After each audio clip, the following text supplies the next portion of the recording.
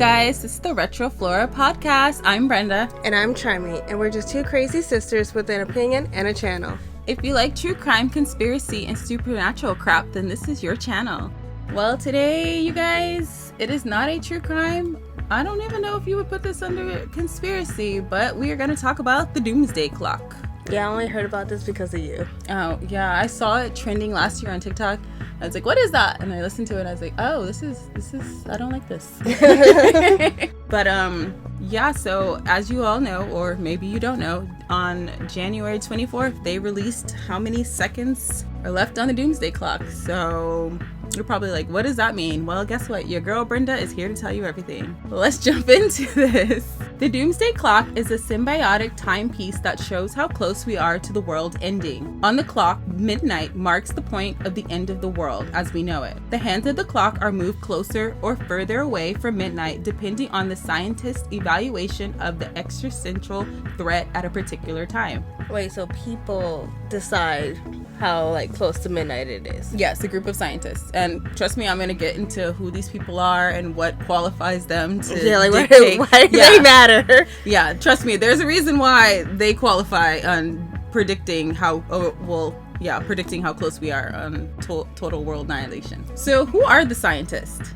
The Doomsday Clock's origin is traced back to a group of researchers who participated in the Manhattan Project called the Chicago Atomic Scientists. After the bombing of Hiroshima and Nagasaki, the scientists began publishing newsletters and eventually started their own magazine called the Bulletin of the Atomic Scientists, which was established in 1947. In the corner of each magazine was a clock that represented the changes and danger to mankind.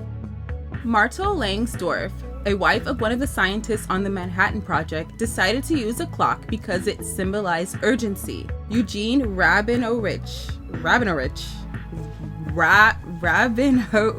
Like robbing a It sounds like robbing a witch. It's Rabinowitz. That's what it looks like. Yeah, Rabinowitz. A co-founder of the magazine stated, "The Bulletin's clock is not a gauge to register the ups and downs of the international power struggle. It is intended to reflect basic changes in the level of continuous danger in which mankind lives in the nuclear age." The Bulletin wanted to educate the American people about what nuclear energy was, what happens if we use it, and or abuse it. They wanted to be extremely transparent. The scientists believed the atomic bomb was the first of many dangers. And boy oh boy were they correct. So yet again, this is just people guessing when Doomsday is happening. What's happening is the people who actually studied and I guess professionals in nuclear warfare, and so basically people who invented the atomic bomb want to educate people on the effects of it. So right now they're kind of just taking in the only thing that they're weighing is nuclear power. But further along, they're going to start putting in global warming and all this stuff. Just right now, global warming wasn't a big issue in the 40s. And also, they were kind of trying to blend science and politics. Because right now, politics are all about, we want the biggest weapon. And scientists were like, these are the dangers of it. And they weren't compatible. So they didn't realize having the biggest weapons is very detrimental to this environment and the people around. They were just like, we want the biggest weapons. We want to be the head power. So this bulletin was kind of giving them information about to the people in the political side. Hey, this is the science side of all that stuff that you want.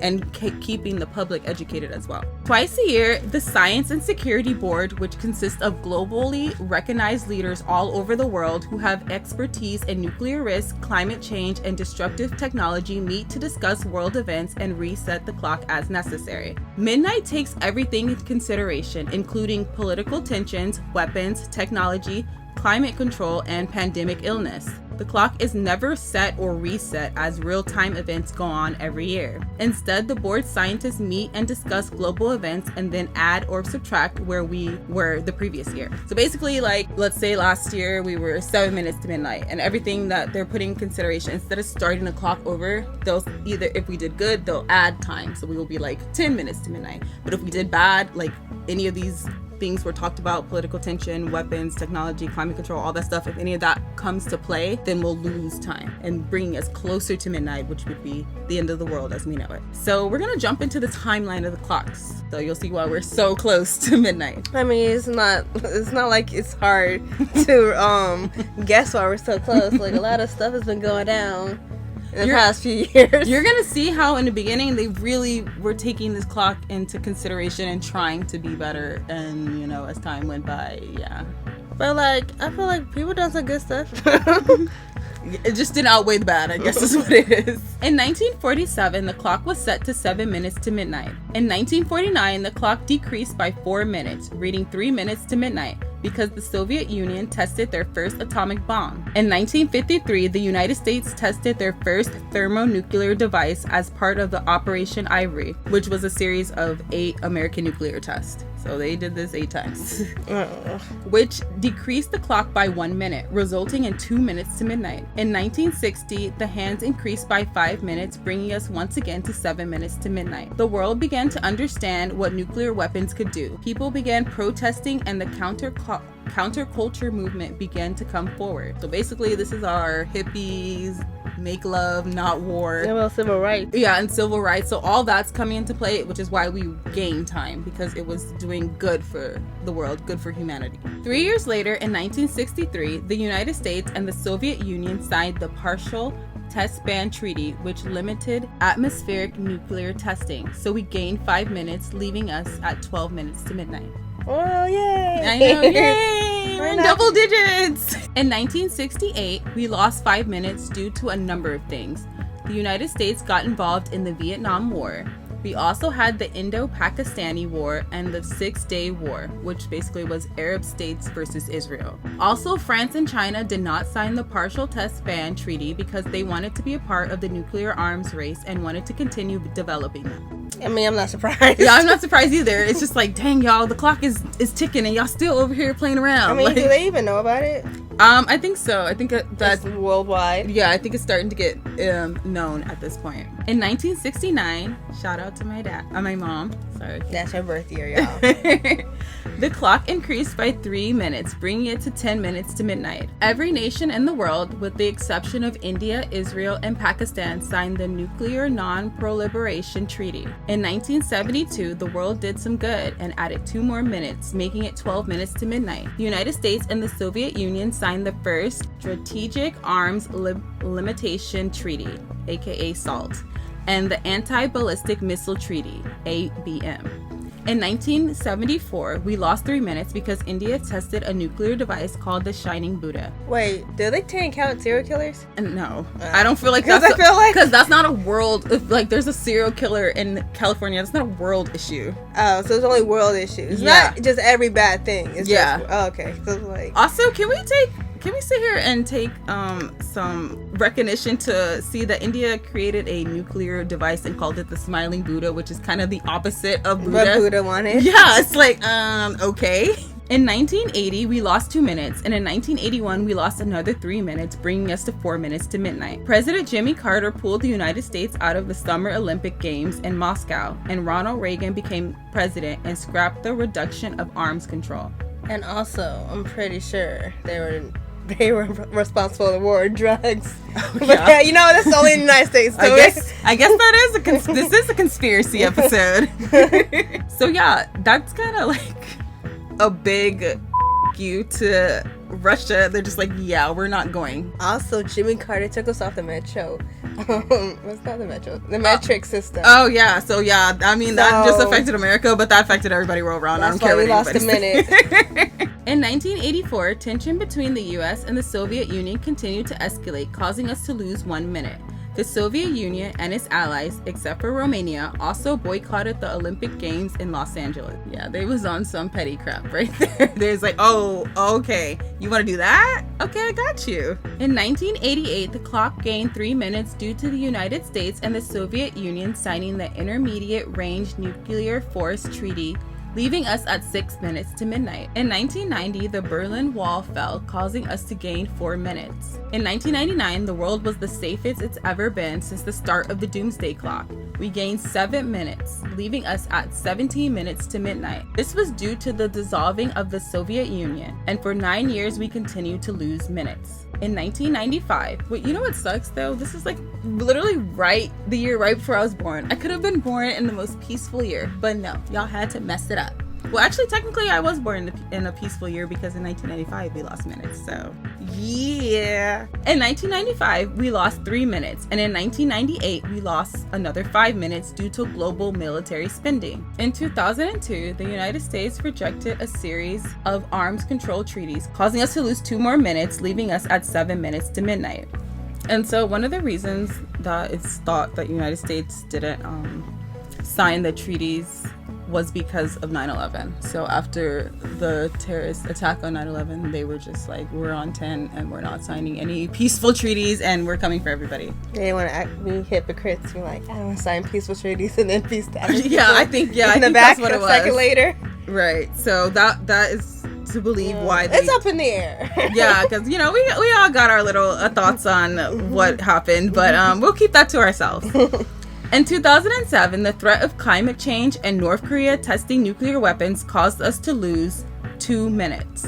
But in 2010, we gained 1 minute due to United Nations Climate Change Conference, which a lot of countries took responsibility for carbon emissions and agreed to limit the global temperature rise to 2 degrees Celsius or 36 degrees Fahrenheit. In 2012 to 2015, we lost a total of 3 minutes due to countries' lack of action towards global climate change and stockpiles of nuclear waste. Also, another thing that has been brought in consideration is 2012 and the world believing the world is going to end. So that was also to play in why. So people were praying more. But yeah, doesn't that suck that these people signed this treaty to be aware and decrease basically stuff that could cause global warming, and now they're over here just stockpiling nuclear waste. In 2017, we lost 30 seconds due to Trump's comments over nuclear weapons and the public's disbelief in climate change, led by Trump's administration, leaving us at 2.5 minutes to midnight. Now, I got a lot to say about this. First of all, why should his comments reflect the clock? I thought it was actually us doing stuff.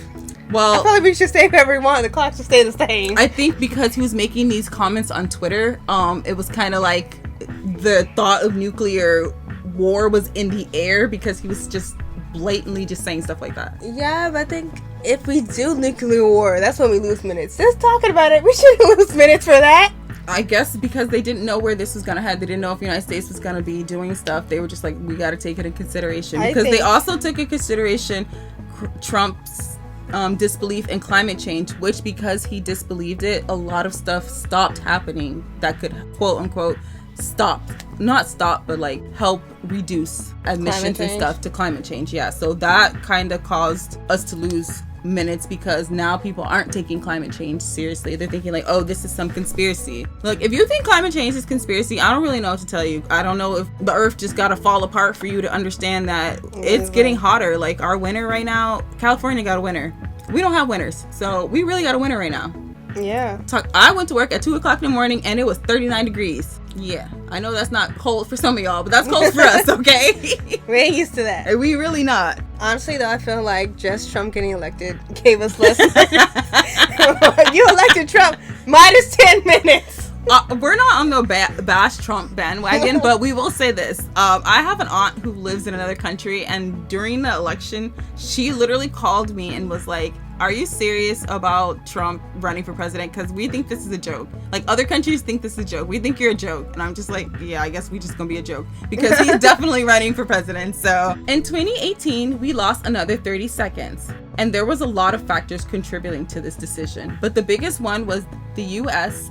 withdrawing from the Paris Agreement, the Joint Comprehensive Plan Action, and the Intermediate Range Nuclear Force Treaty. So yeah, this is when I was saying that they stopped caring about the environment stuff because they just pulled themselves out of the nuclear force treaty. I feel like we didn't really agree to that. Yes, we did. I just read to you that we signed this. I didn't sign it.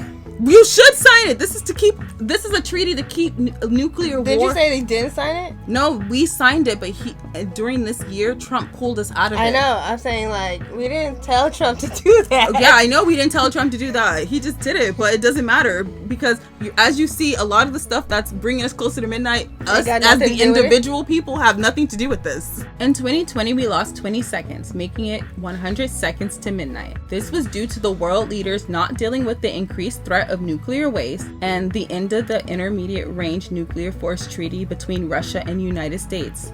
Also, climate change continued to be neglected, and this was the first time the Doomsday Clock was read with seconds and not minutes. What? I guess I don't know what warrants a few seconds coming off and then a few minutes, you know? Well, right now I feel like they're just being generous and just giving a second. I think they are too, because like, literally we don't really, a minute off. Yeah, we don't really got a lot of time right now. We had 100 seconds to midnight. That's a minute and a half.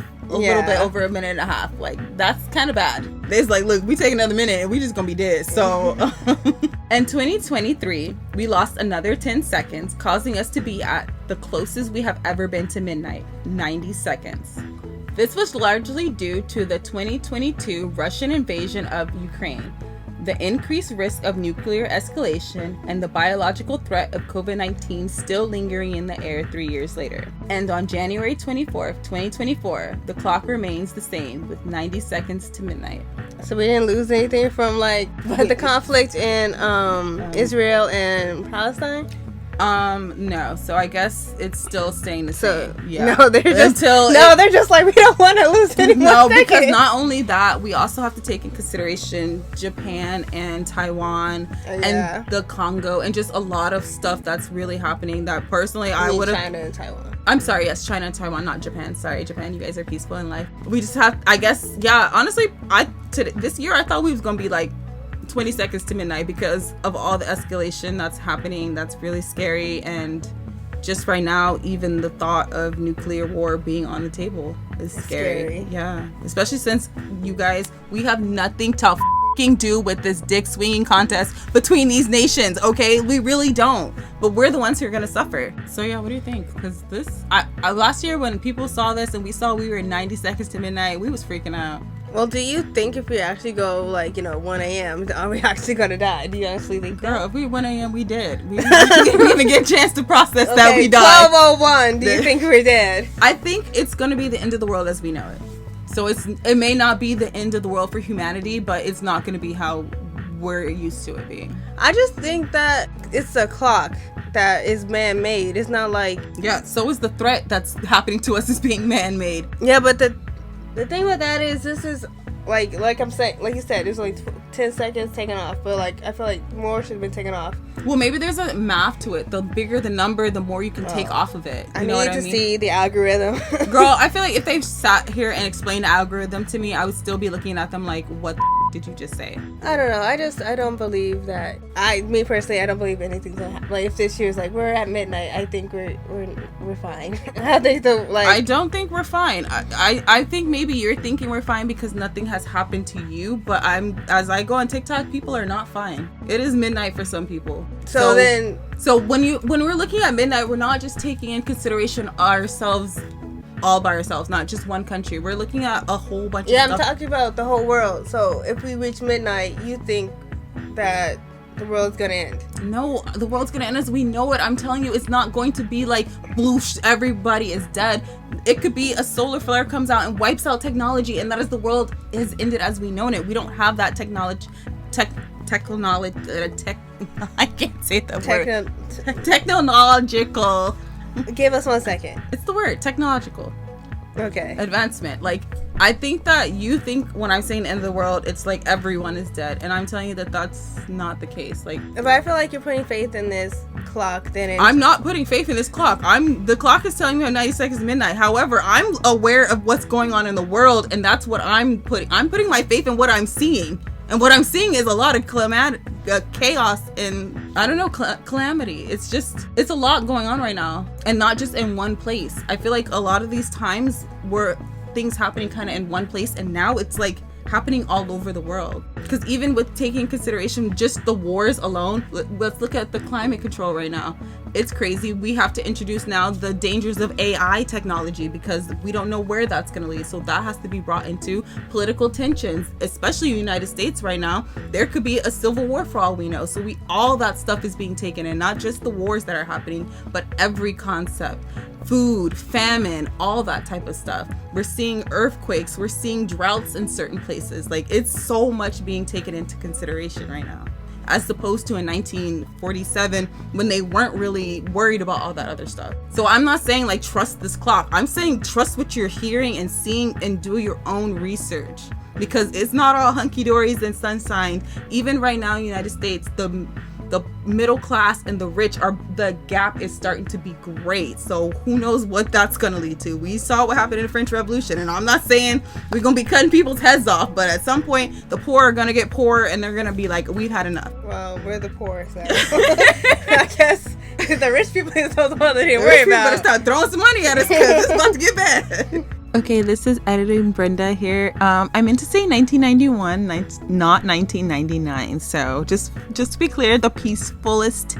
The year that had the most peace was 1991. Okay, love you guys. Mwah. Well, you've made it to the end. You must really like the sounds of our high-pitched voices and quirky commentary. You might as well like and subscribe to our channel and hit that bell to be notified every time we drop new content. If you want to follow our social medias, they will be linked in the description box below. Bye! Peace. Hopefully the clock doesn't run out next year. Love y'all. Mwah. Mwah.